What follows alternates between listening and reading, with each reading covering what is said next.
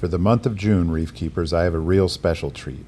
We got to go down to Metairie, Louisiana and visit Ronald Oliver and his SPS-dominated reef tank. It's one of the best grown-out tanks that I've seen with some just giant corals. Let's go have fun with Ronald.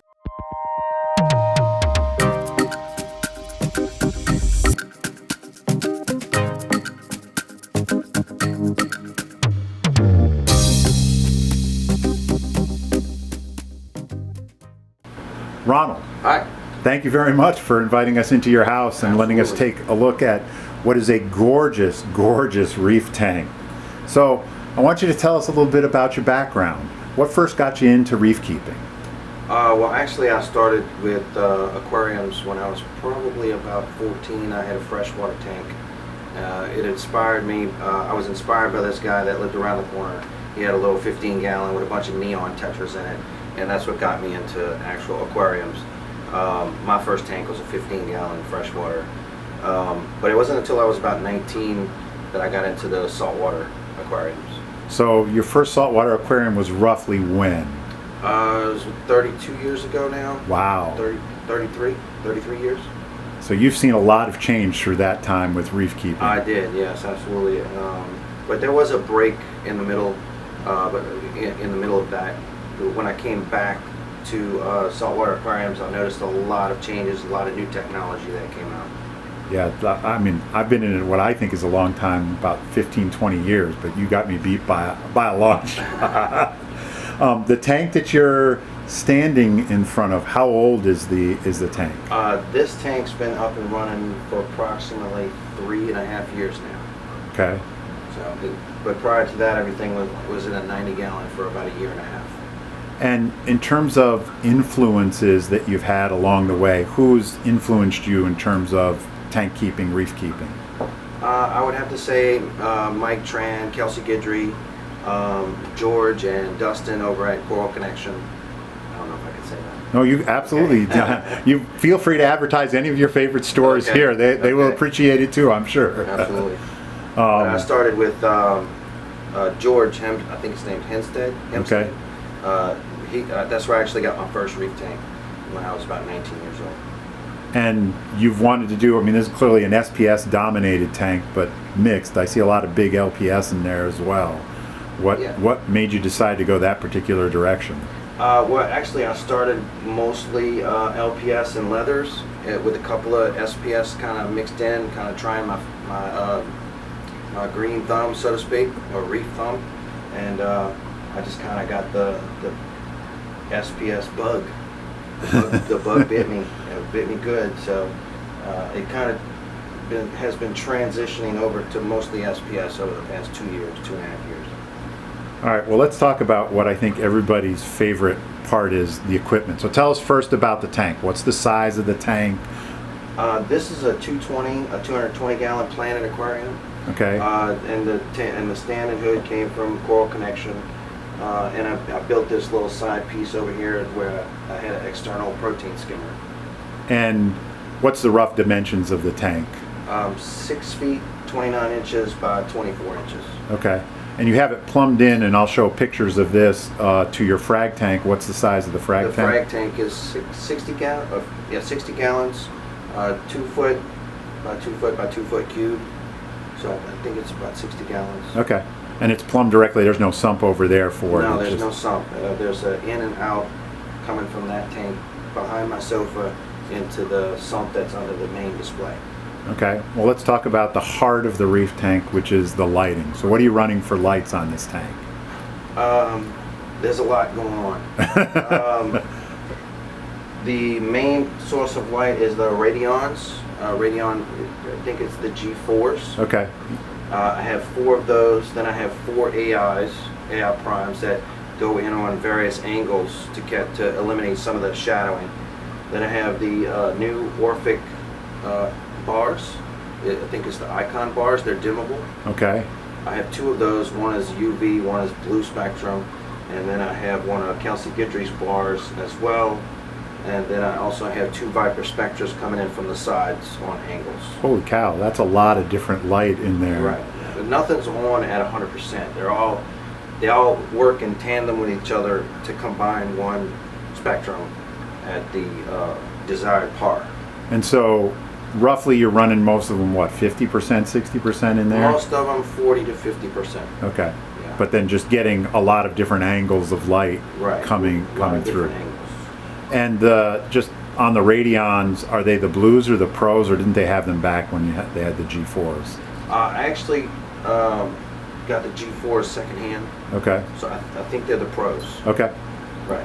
And then for a lighting schedule, lights on, lights off, roughly? Lights on, they start ramping up very slowly at around 6:45 in the morning. They won't reach their full intensity until about 10:30, and they'll stay on at full intensity until about 5:30, 6 o'clock, that's when they start to ramp down, and they go off at around 8 p.m. Okay. And are you running primarily blues, a mix of blue and whites? What are you running in terms of LEDs in there? Mostly blue. Like I said, my Orphic icons, it's a UV bar, and then there's a blue bar, and then Kelsey Guidry's bar is blue. The Viper Spectras are on only blues, and the AIs and the Radions, they're about 60% blue, 50% blue, and probably about 10% white, 10 Okay. to 15% white. So some white, but not a ton. Not a ton of white. No. Okay. And you mentioned par readings, so do you know roughly what the par readings are in your tank? Absolutely. I'm getting right here in the middle, on the top of the coral. It's roughly 550 to 600 par. Oh, okay. So And it's up there. Yeah, that's definitely up there. So there you're getting some good light. And down at the bottom? Down at the bottom, depending on where you're at, like if you're taking the par reading by these Montes, it's probably around 150 because it's being shadowed by these larger corals. But if you took a reading like say here where it's not getting a whole lot of blockage from the corals, it's probably closer to 200, 180. Okay. All right. Flow. What are you using to create flow in the tank? I have two max spec gyres. I have an AI over there. I have two Jabeos over here, and then the return pumps coming in at 3 different spots. And the max specs, are they the 350s or the 250s, do you know? I believe they're the 350s. Okay. And are you running those all full out, or? The max spec gyres, I believe they're almost at 100%. Okay. I think I have them at 90%. And then I'm curious about this because the one thing I keep hearing about the gyres is that they require constant cleaning. How often are you cleaning them? I've never cleaned them. Never clean them? No, I've had them on for about a year and a half now, and I've never touched them. Interesting. That's one of the things that people always complain about to me is that the gyres seem to, they need more regular cleaning to keep the flow. I've never had to clean them. I'm sure if I clean them, they might give me more flow. But I've got so much flow going on in the tank. Maybe I just haven't noticed that they need a clean. Are you running any type of controller for system? I have the Hydros controller, but that just controls some of the lighting, like on-off lighting. Yeah. It doesn't run any schedules, but it's more of a monitoring system, like if I'm away. Okay. I can see the temperature of the tank, the pH. I could turn off the exhaust fans or turn them on. Or I got like the refugium I have on a set of a schedule, but I can override it, turn it off and on. Same thing with the carbon reactor. It's on a schedule, but I can turn it off and on. Okay. Underneath, tell me a little bit about the filtration that you got running underneath the tank. I have a GL calcium reactor with an extra chamber. And I also have the carbon reactor. I have approximately a 70-gallon sump that I built myself. I also have the Reef roller mat, the Red Sea roller mat 1200. They have a lot of different pumps that control different things. And then I also have the algae scrubber that I also built myself, and a refugium. Are you actually running macroalgae in the refugium? I am. What kind? Chaeto. Chaeto. Chaeto. And I have to prune that about once a week. But I always believe in heavy nutrients import and heavy nutrient export system. So that's why I have an oversized skimmer I run an algae scrubber and a refugium. So that's all my nutrient export system. So that way I can feed heavily and not have to worry about it building up in the tank. And you mentioned you're running carbon in the tank, I believe. Is that correct? Yeah, yes, sir. Any other type of chemical filtration that you're running in the tank, or just No, the carbon? Just the carbon, and that's only to just to reduce the toxins from the coral warfare that's going on in the tank. Okay. Do you run a UV skimmer or UV light or anything like that? I do have a UV sterilizer, a Pentair sterilizer. What size is it? I believe it's the 51 watt. Okay. I don't know. It might be 41 watt. I can never. There's a 40 and a 54, I think. I think it's the 50. Okay. Yeah, it's in the 50. Slightly more compact one with a big round thing. The 40 is really long. It's like a 3 or 4 foot long thing. I don't know why it is that way, but no. And then, do you know what model skimmer you have there? I mean, I know it's a big Reef Octopus. It's a Reef Octopus 250 external. Wow. Yeah, that is a big tank. It seems like you also have a cooler there, a chiller on the side. Yes, I do. That's a chiller. But we keep the ambient temperature in the house such that the chiller doesn't always have to kick off and on. Okay. What temp you roughly keep in the tank 78, 79. 78? Well, 79.8. So it's right at 78 degrees. Okay. All right. Talked about filtration, talked about control. What are you doing for maintenance? Do you do regular water changes in the tank? I do regular water changes. I have a barrel outside that I fill up once a week, usually on the weekends. Normally you would see that barrel in here, but I didn't want to have a water change going on with you guys in here. But in addition to that barrel, it's 40 gallons, so it's roughly about 15% total water volume, 18%. Yeah. But I also have an automatic water change system, Camor, that does 3 gallons twice a day. Okay, so you're actually doing regular small water changes as opposed to a big one, or are you also doing then the big one on the weekends? Right. The Camor does 3 gallons twice a day, every day. I have a reservoir outside that I keep filled. In addition to that, I'll do the 40-gallon change on the weekends. And do you have an auto top off outside of the Camor, or is that? Yeah, I have a separate auto top off system that I actually mix with Kalkwasser. And then it's gravity fed by a valve in the sump.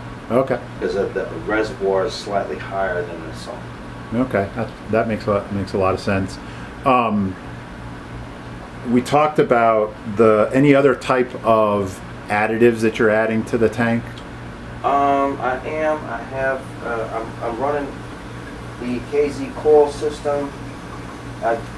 Now I'm doing, like I said, I'm doing the water change on the weekend, and then in the middle of those water changes, like on Wednesday or Thursday, I'll add 50 mils of the KZ coil system, 1, 2, and 4. Mm-hmm. But I won't do the number 3 of the KZ coil system because I'm using the Acro Power for my amino acids. Okay. The number 3 of the KZ system is just amino acids. Then I'm doing some Reef Moonshiners things, but I'm not using their entire system. I'm only using certain elements that the KZ coil system is lacking. Which ones? Just curious. Chromium, molybdenum, selenium, things of that nature. Okay. Then I have magnesium going, strontium. Sometimes I'll run fluoride, just depending on the colors of the blues in the tank, and nitrate and phosphate. So you're adding nitrates and phosphates? I am. So you're exporting more, consuming more than you're putting in, so to speak, between Right. Like I everything. said, I believe in heavy nutrients imports and heavy nutrient exports. Yeah, no, that makes a lot of sense. That way the corals are getting a constant feed of what they need. Just like in the ocean, those things are constantly available to them. Yeah. Let's talk about the parameters that you're running the tanks. So the main ones, what are you running your calcium, alkalinity, and magnesium at? Alkalinity is consistent at 8.6. Okay. Calcium is right around 450, 460. Magnesium is roughly 1350 to 1400. Okay. And what are you using to test those? Well, I have a couple of tests. Mostly I'll just use the Salford test kits, Mm-hmm. and occasionally I'll use the Hannah checkers just for accuracy, for a second. second check on it. Makes sense. Yeah, I'm a big one. I love to have redundancy on. Absolutely. And plus the Salivert's a lot less expensive than the Hannah check. Yeah. What are you running your salinity in your tank at? Right now it's currently at 26. Okay. But I'm trying to bring that down to 25, 24 and a half, 25. Okay. It was at 28 because I was using a hydrometer that fell out of calibration. So real important, check your calibration on your hydrometer. But now I'm using the Hannah checker handheld for the salinity. What's your pH typically running for the tank? Anywhere from 8.3 to 8.5. Okay, so you actually have high pH too. Absolutely. That's interesting. You're one of the few. I have the same thing, and everybody says, "Oh, I'm trying to get it to 8.1 or 8.2," but you're actually running like I am, 8.4, 8.5 during the height of the day. Right. I noticed that the pH and the ORP are somehow connected with each other, just like the calcium and alkalinity. They're on seesaw. Yeah. So when your pH is up, it forces your ORP down. Yeah. And when your pH is low, your ORP is high. Your oxidizing potential is higher.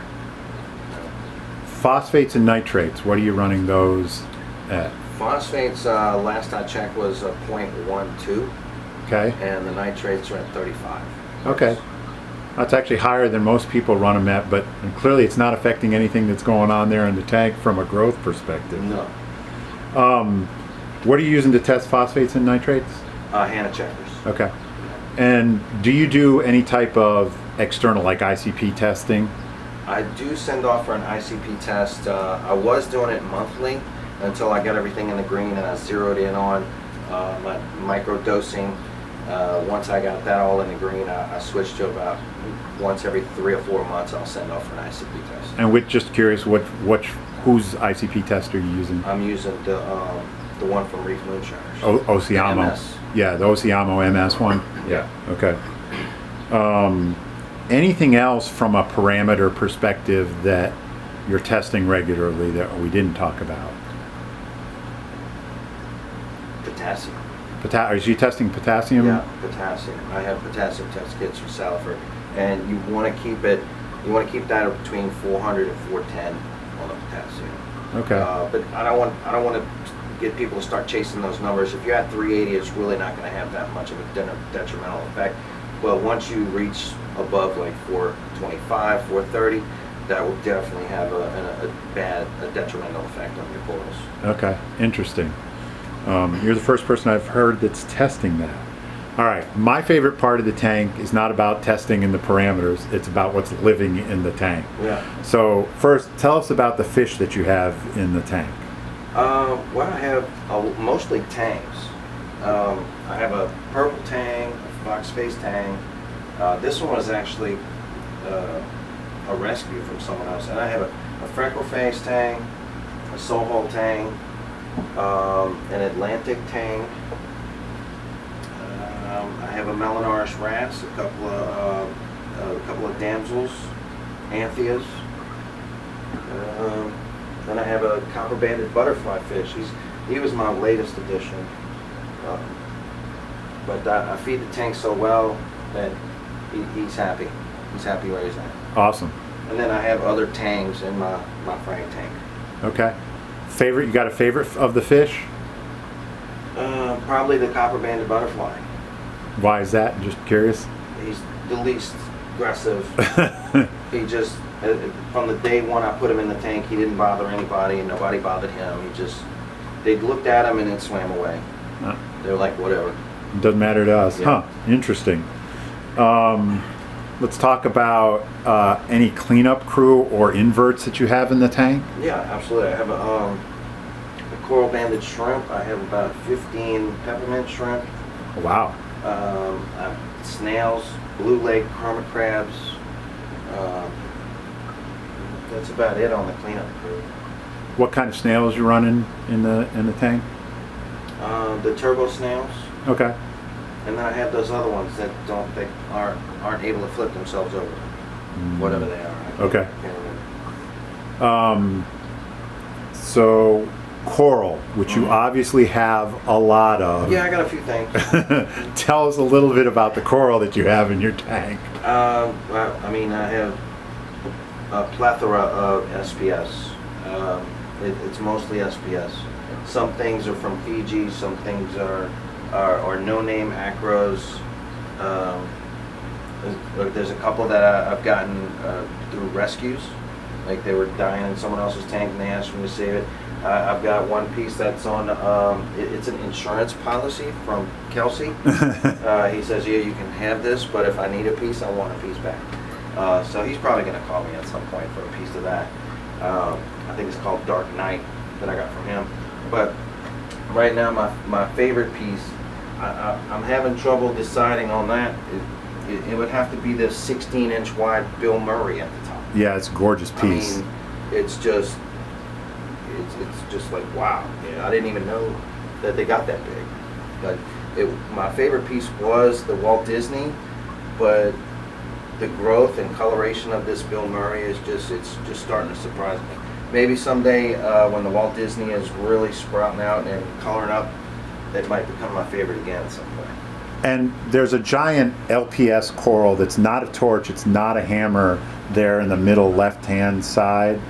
Okay. What is that? Duncan? Yeah, was it a Duncan? It's a Duncan colony, yeah. That's a big, I mean, your corals are, usually when I go to people's houses, most of them are, softball size. You've got some that are like basketball size. Basketball size, yeah. And that Bill Murray is just gigantic. It's a gorgeous piece up there. Absolutely. And when you see it from the top down, you could just, the pinks and the reds just stand out. It really pops. Yeah, they really pop. Because when you're looking down on a coral, people like to take that top down picture. It's because you're looking at the actual face of the coral. Because the corals grow, they grow towards the sun. And when you're looking down on them, you're actually looking at their face. That is so true. What are you doing for feeding of the tank? You said lots in, lots out, so you got to be feeding heavy. I feed pretty heavy, at least twice a day. I'm feeding mysis shrimp, the small ones, and the jumbo sized mysis. Yeah. Some Reef Frenzy, which you can't really get locally anymore. I have to special order it. Is that like just a mix? I've never heard of Reef Frenzy. Chopped up seafood. Okay. Yeah. And then I'm using a couple of different items from Reef Food, but I actually have to feed, so maybe you can. Absolutely, we'd love to see it. See what I'm putting in that jar. I mean, it's a lot of different things. The Tetraselmis and the Nanochloropsis. So the difference is they're just different sizes. Interesting. The phytoplankton itself is one smaller than the other. So I do about 50 mils of each.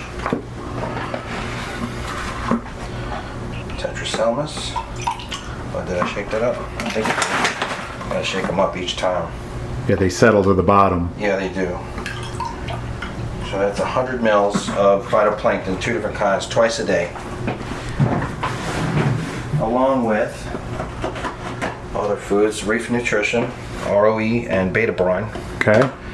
So just give those a little shake, a little squirt of each. I feel like you're the mad scientist mixing it together here. Right. Then I use Foles Coral Vitalizer. Okay. It calls for 1 drop per 25 gallons. So I use 3, 4, 5, 6, 7, 8, 9. 1 drop per 25. So that's about my net water volume. Now for the frozen food. Frozen food. Mysis shrimp. Yep. Everybody's favorite. 2 cubes. So again, this is twice a day. So double that every day. And Reef Frenzy. Okay, that's what you were talking about. It looks familiar? LRF? No, Reef Frenzy? I've never seen it before. Okay. It's just like a mixture of various... Yeah, it's a mixture of chopped up seafood. Yeah. And it even has some seaweed in there too. So similar, like 2 cube sizes of that as well. Right. And a big old chunk of large mysis shrimp. As you can see, the mice are much larger. Yeah. No, I feed a mixture of the big and the small mysis as well. I know exactly those two things. And I know where that originally came from. One of those giant flat 5 thing packs, the big, you know. Yeah, the big pack. Yeah. Now the Reef Frenzy, you can't, people used to carry it locally, but nobody seems to have it anymore. So I have to order that, like 4 packs at a time. Where do you get it? Premium Aquatics. Okay. Yeah. And it's $20 a pack. So that's 120 bucks plus $40, $30 or $40 of shipping. But it'll last me for months. Months and months and months. Did you get the Reef Frenzy? Yep. Yep. Oh, I'm on video now. Yes, you are recorded on video. So I take that and I will add a little bit of tank water, but allow some of it to come back in the tank. Yep. So that the scent of it gets in the tank and the corals know that food's about to come. So interesting. They get ready.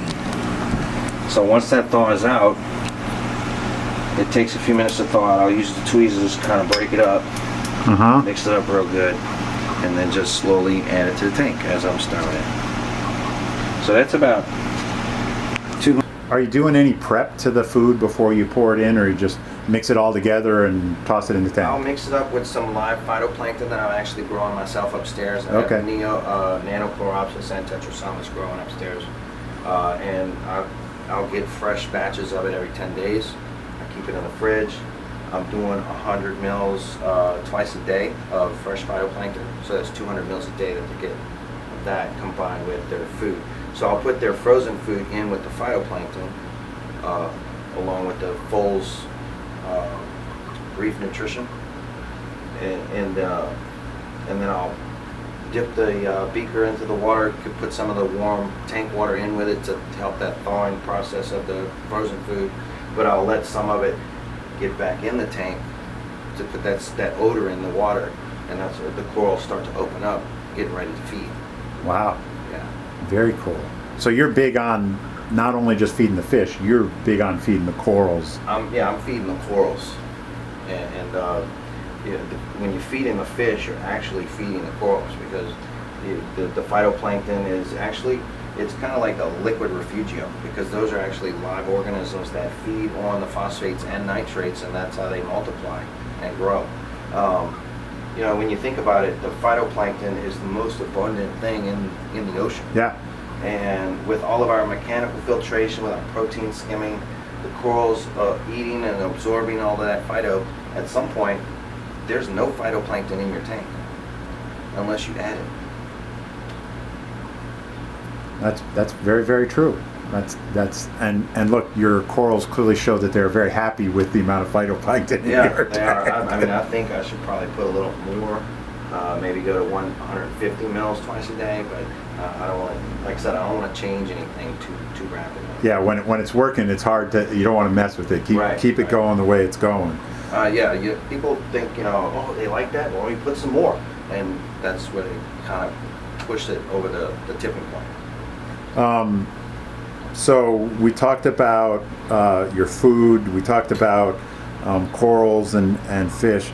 Let's talk about some things that, have you had any challenges with the tank? Things that, went wrong, and how did you deal with it? Challenges I've had, just with the geocalcium reactor, when the pH probe went out on it, the reactor was reading wrong, and it basically had a meltdown. And that's when I had an alkalinity spike, but it's just all mechanical issues that you have to keep an eye on your equipment, so that way things like that don't happen. Luckily, I was testing my alkalinity every day, sometimes twice a day at that time. So I was able to catch it very quickly. Oh, that's good. But if I wasn't testing every day, like if I just tested alkalinity once a week, I probably wouldn't have caught it, and I probably would have had a crash. Which, given some of those corals, would have been a hard sight to see, I'm sure. Oh yeah, absolutely, because the alkalinity was rising pretty quickly in the tank. So you've had no issues with any pests with all the acros that you've got in there? The only thing I had at one point was a red planera. Okay. Is that what you call it? Red planera flatworm? Flatworm, yeah. Yeah. I mean, they were in my refugium, but only in my refugium. Huh. Because I had these, I had a 6-line wrasse and a Melanoris wrasse, so I guess they kept it out of there, yeah. in the display.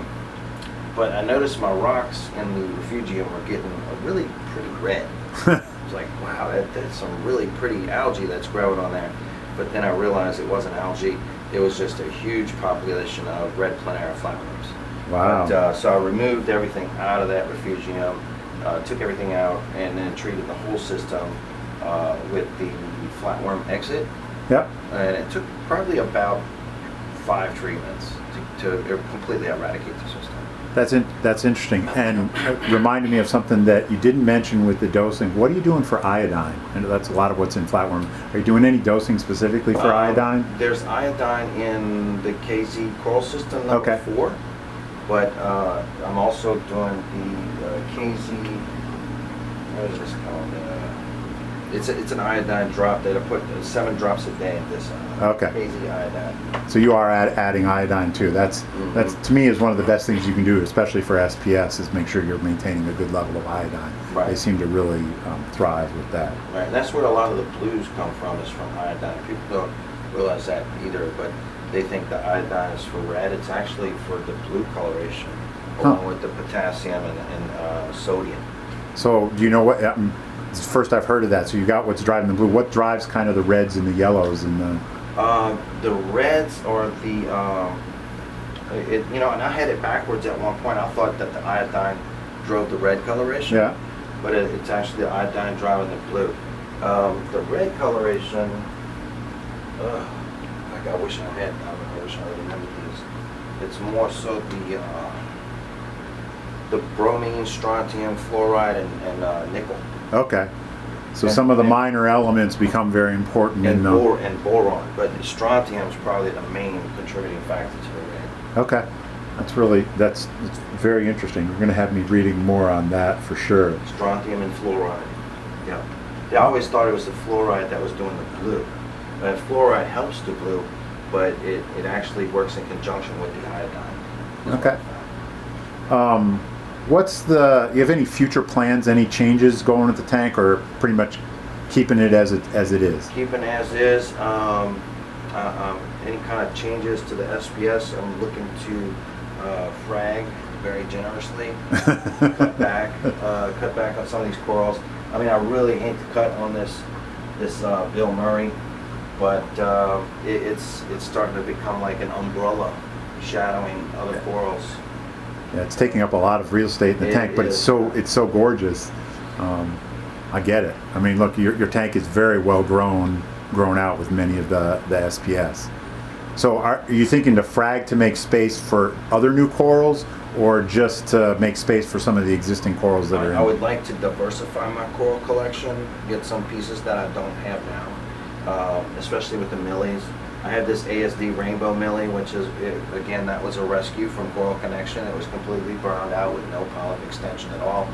And now it's very shaggy, very happy. But I really like the millies. Okay. So I'm looking to add some more millies in the tank. What about advice? What's the best piece of advice you ever got, or the advice that you would give to anybody listening to the video? The best advice I've ever gotten was to have stability and consistency. Find something that works, find what the corals like, and stick to that. Because every time you start to chase numbers, you tend to chase those numbers too rapidly or too quickly, make the change too rapidly or quickly in the tank, and the corals don't like that. But I'm guilty of that myself. When I was doing this, as I've been coming, I mess with the lights, and sometimes I still make adjustments to the lights. But every time you do that, it's an immediate setback. Yeah, they change is one of the things that I know that they don't like. Yeah. Look, I've had a wonderful time with the interview and learning some of the stuff about you and about the tank. What other thing would you share that you don't think I've asked about yet? Ozone. Ozone. So you're running ozone in the tank as well? I only run ozone, let's say, if the tank gets cloudy and the ORP drops too low. Then I'll run ozone for like 1 hour a week. But ozone is not really your friend.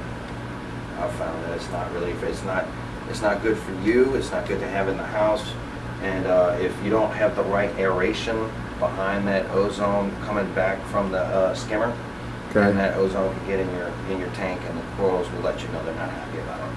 Oh, interesting. Yeah, you're the first person we've talked to that's running ozone of any time. So okay, but I'll do like a coral snow treatment, and if the tank is still cloudy and the ORP is still low, I'll run the ozone for about an hour. Just to kind of get things just to kind of recharge that ORP going back up in the right direction. Is the ORP being monitored by the hydro system? Is that... No, it's just being monitored by a Milwaukee ORP controller. Okay, yeah.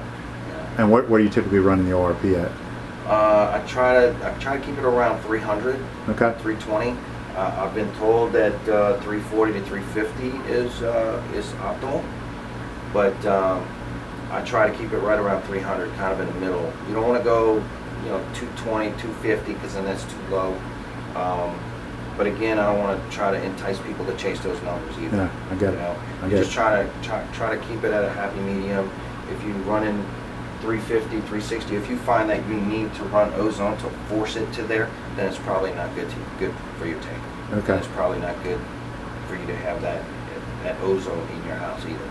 Well, that's actually, I mean, look, I'm excited about hearing about all the stuff, and look, one of the things I will say to everybody, most consistent advice I've got is stick with something, pick something and stick with it from consistency. Right. That seems to be the overarching or underlying theme. And I can tell everybody out there that I'm not going to be leaving without at least one frag with me, so I guarantee you I'm going to help you with the thinning. So appreciate, Ronald, appreciate the opportunity to come see your tank. I'm going to love taking pictures of it because I love taking pictures of SPS, so thank you very much for having us into your home. Absolutely, anytime. Thank you very much.